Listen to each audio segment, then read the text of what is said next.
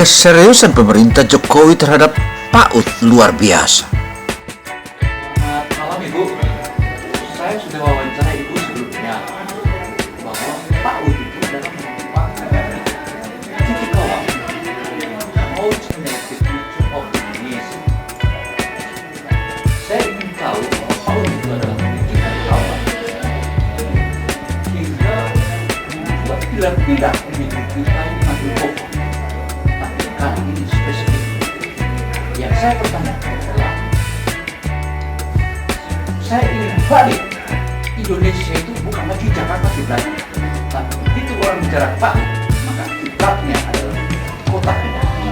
Bagaimana jawaban Ibu kita kali ini? Ya, baik. Terima kasih Pak Dino atas informasi yang diberikan kali ini. Kita harus berupaya semaksimal mungkin sebagai warga masyarakat Sulawesi Tenggara. Kita harus menunjukkan bagaimana kira-kira pendidikan anak usia dini yang sesungguhnya. Pertama-tama, peletakan dasar itu kita benar-benar harus tahu apa yang kita harus lakukan terhadap anak usia dini. Hal ini bukan hanya kaum ibu, tetapi bila perlu kaum bapak harus tahu dan memahami bagaimana melakukan fondasi dasar ini. Disinilah yang tadi menyebut Ibu, yang saya tahu saya atau yang saya dengar bahwa ibu-ibu Sulawesi Tenggara itu rata-rata cengeng. Nah, dengan hadirnya Ibu sebagai seorang pakar, seorang dokter, maka berarti apa yang disebutkan oleh masyarakat di luar sana bahwa Sulawesi Tenggara itu bukan cengeng. Nah, karena itu dengan kabar itu tentu Ibu akan membangun generasi-generasi yang tidak cengeng. Saya ingin tahu rencana strategi itu seperti apa tentang PAUD di Sulawesi Tenggara. Dan setelah lagi yang saya sebutkan bahwa kiblat PAUD kita berharap not only Indonesia but all of the world, bukan hanya Indonesia saja, tapi dunia mengatakan bahwa kiblat PAUD di dunia adalah di Sulawesi Tenggara. Bagaimana pandangan itu? Oke, terima kasih Pak Dino, informasinya sangat menarik sekali. Kami warga Sulawesi Tenggara, khususnya para pendidik PAUD dan simpatisan PAUD, senantiasa kita harus berinteraksi dengan mereka, bersosialisasi untuk memberikan pengetahuan tentang ilmu kepautan. Bagaimana mendidik anak sejak dini, bagaimana memberikan trik-trik kepada anak. Salah satu contoh, apabila kita memberikan pertanyaan kepada anak, untuk bisa mengembangkan aspek kognitif anak, jangan sekali. Karena serunya pakar pendidikan anak usia dini ini, maka jangan lupa subscribe dan jangan lupa pula komentar.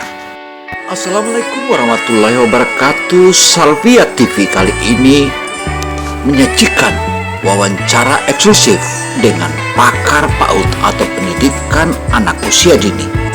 Nah, jika Anda ingin mengenal dan mengetahui ilmu-ilmu tentang pendidikan anak usia dini, ikuti media ini karena Salvia TV akan terus menyajikan berita-berita khusus dan juga permainan para anak-anak PAUD. Balik, Indonesia itu bukan di Jakarta kiblatnya, tapi begitu orang bicara PAUD, maka kiblatnya adalah kota Padang. Bagaimana jawaban Ibu kita kali ini?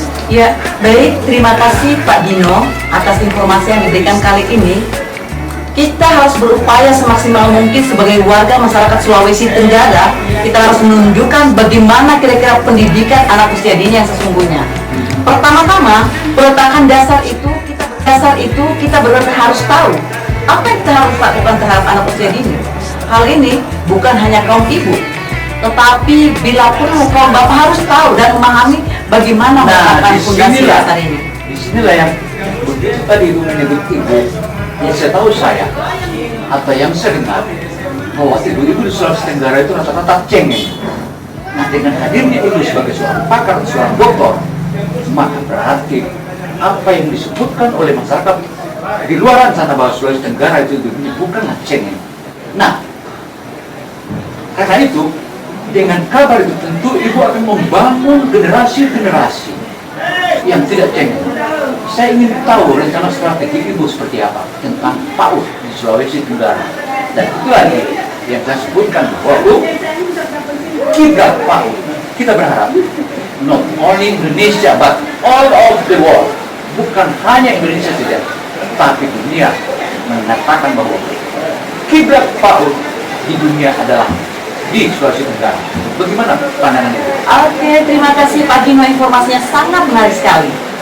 Kami warga Sulawesi Tenggara, khususnya para pendidik PAUD dan simpatisan PAUD, senantiasa kita harus berinteraksi dengan mereka, bersosialisasi untuk memberikan pengetahuan tentang ilmu kepautan.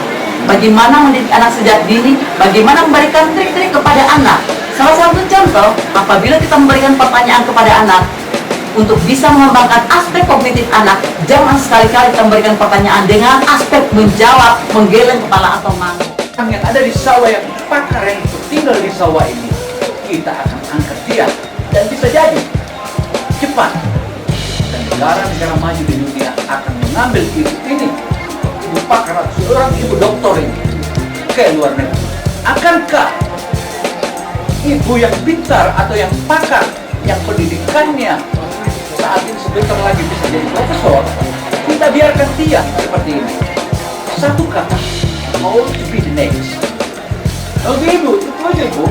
Saya ingin tahu, semua orang tahu bahwa ibu adalah pakar yang pak. Tapi saya mau tahu rencana strategi ibu. Mau diapakan pak? Tapi ingin ibu tahu, ibu kali ini bisa hanya untuk kita, tapi ibu sekarang di Indonesia dan untuk dunia. Bagaimana rencana strategi? Ya, terima kasih Pak Gino.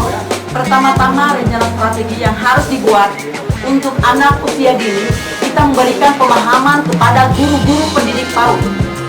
Apalagi saya sekarang ini adalah berkecimpung mengajar sebagai dosen pendidikan anak usia dini. Maka kita harus memberikan pendidikan kepada calon daripada sarjana untuk lebih mengetahui bagaimana untuk mengajar yang sebenarnya kepada anak usia dini. Maaf, bukan sebagai seorang dosen. Seorang dosen atau lecturer susah.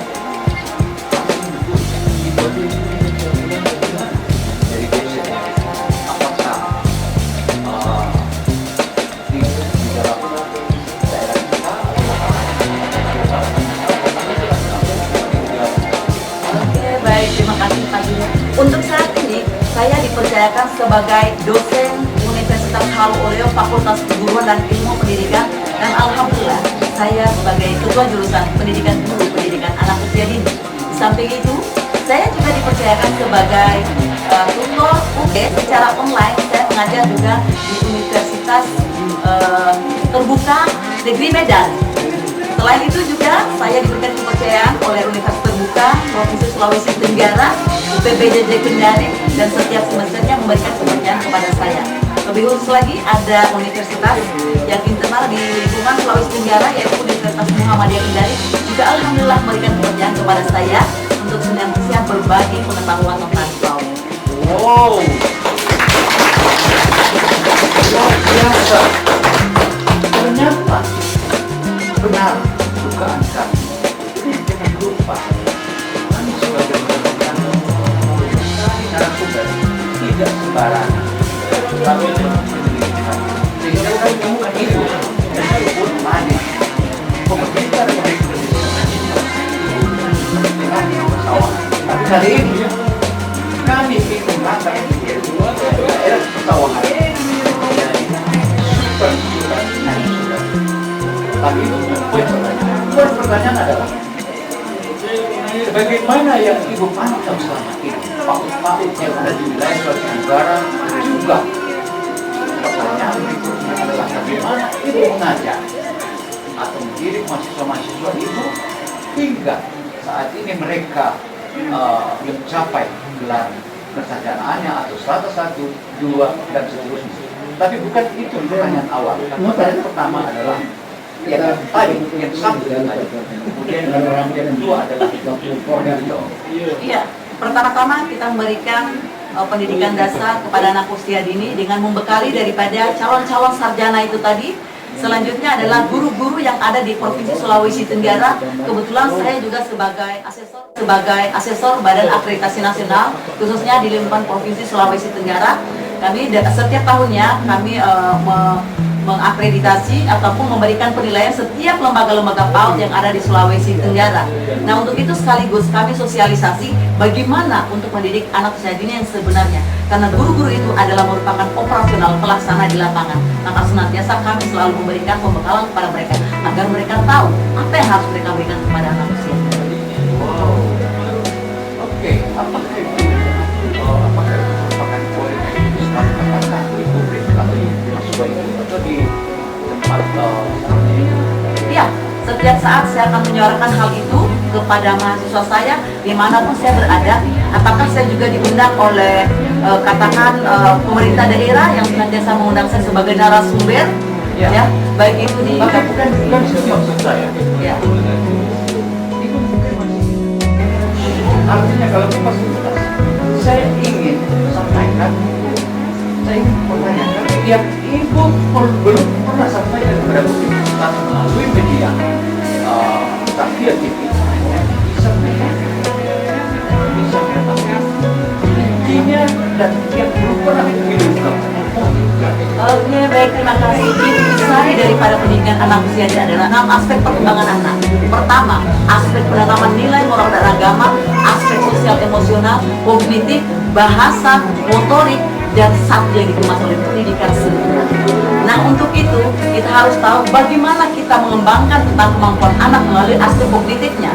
Pertanyaan apa yang kita harus berikan kepada anak agar memang benar-benar kognitif anak itu bisa tersimpan di memori dan merupakan suatu pengetahuan bagi mereka.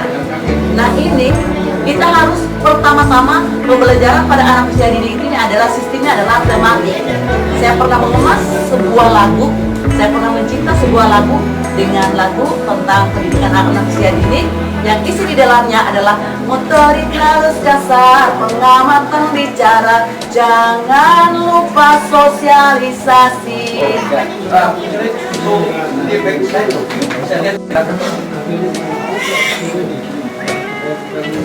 Ibu ini kok dikeroyok ya sama anak-anak kecil ya, sama bayi-bayi, anak-anak kita. Nah, jika sudah seperti ini Bu, saya batang ini, saya kaget keras juga, banyak anak-anak bayi. Nah, saya mau tahu metode cara mengajar. Bukan kayak itu sendiri lihat bahwa itu di kebun apa besar itu di sana anak-anak itu ini juga kan semua itu jawab. Oke, baik, terima kasih. Saya senantiasa sekarang ini di depan kita semuanya berada mahasiswa saya yang senantiasa bagaimana saya membimbing mereka, mengajak mereka agar selalu belajar dan belajar, jangan pernah stop, dan kita jangan sama sekali menjadi sosok yang menakutkan bagi anak. Iya, karena ini saya lihat mestinya ibu dengan anak-anak itu menyambut. Ya, artinya tidak semua orang begitu itu. Memang banyak yang punya tahu. Tapi ibu ini kan orang baru di tengah mereka, belum pernah jadi pimpinan mereka. Karena itu datang ke sini dan mengajak sama mereka. Karena informasi. Sama sekali menjadi sosok yang menakutkan bagi anak. Iya, karena ini saya lihat mestinya ibu dengan anak-anak itu menyambut. Ya, artinya ini tidak semua orang begitu. Memang banyak yang belum tahu. Tapi ibu ini kan orang baru di tengah mereka, belum pernah jadi pimpinan mereka, belum pernah ikut datang ke sini dan mengajak sama mereka.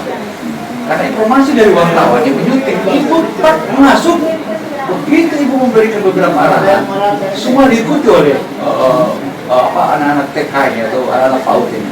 Nah, bisakah ibu sedikit membuka sedikit aja?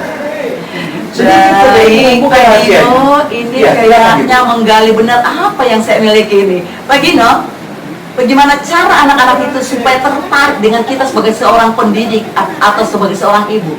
Saat kita mengajar, jadilah ibu sejati kepada anak-anak. Dan mengajarlah kepada anak itu dengan hati. Wow. Dengan hati sehingga mereka turut merasakan apa yang Dulu, kita sampaikan. dulu, audiens. Menyatukan seorang ibu dengan seorang anak yang dididik tentu beda dengan mengajarkan seseorang di saat mengajar di perguruan tinggi atau yang lainnya. Ini dari usia paling dewasa langsung masuk ke bayi.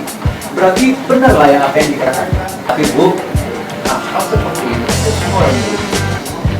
Bisakah Ibu tumpahkan kepada anak-anak mahasiswa Ibu atau daerah-daerah di mana Ibu pergi, bisa tumpahkan kepada mereka? Karena Bu, tantangannya ke depan dengan terkenal Joko Widodo menghadap smelter, menghadap bauxit, menghadap dan lain-lain. Semua jadi produk di Indonesia. Kita tahu bagaimana apa yang dikatakan Pak Jokowi, jika ini dimengerti dan ini kita lakukan dengan baik, orang Indonesia nanti akan mendapatkan subsidi dari pemerintah 80 juta per satu kakak. Dan kita akan membeli mobil listrik dan sepeda listrik, sepeda motor listrik. Nah inilah mungkin yang, tapi ini kan Ibu ini menyiapkan generasi ini tadi untuk arah ke depannya adalah generasi listrik. Dan satu hal saya tantang, bisakah Ibu merubah kurikulum yang saat ini sedang dipelajari oleh anak-anak ini? Setidaknya mereka tidak masuk era lebih berbeda dengan kita saat ini. Mau dijawab? Oke, baik, terima kasih. Dunia sekarang ini adalah dunia globalisasi. Maka saya setuju dengan Presiden Joko Widodo, dengan Mas Menteri kita sekarang ini, memberikan tentang kurikulum Merdeka Belajar. Merdeka belajar pada anak usia dini bukan berarti merdeka pada secara pengetahuan yang diberikan, tetapi bagaimana kita berbagi melalui bermain, memberikan media-media pelajaran kepada anak usia dini agar mereka tahu bagaimana sih yang dia mau. Dia merdeka dalam hal bermain, merdeka dalam hal untuk belajar, merdeka dalam berinteraksi sosial dengan teman-temannya. Nah untuk itu saya sepakat sekali tadi untuk kurikulum Merdeka Belajar diterapkan kepada anak usia dini. Tapi ingat, kita juga perlu dibanding dengan negara-negara luar yang sudah lebih maju untuk kita bisa memperbandingkan seperti apa sih, apa kita masih terbelakang ataukah memang benar-benar kita masih berbenah untuk bisa sejajar dengan negara-negara yang sudah maju. Oh, saya ini masih baru wawancara Ibu, tapi saya lihat asisten Ibu itu melihat dia. Kalau Ibu masih berdua lain, untuk itu tunjukkan. Presentasi yang begitu menarik oleh Dr. Salvia ini tentu saja, tapi jangan lupa subscribe dan like, tulis komentar Anda. Demikianlah wawancara eksklusif Salvia TV dengan pakar pendidikan anak usia dini. Tentu saja, we have beginning and then we have finishing too. So ladies and gentlemen, kalau sudah ada awal maka pula ada akhir. Tetapi jangan lupa bahwa masih ada episode berikutnya, karena episode berikutnya lebih seru lagi mengupas tentang pendidikan anak usia dini.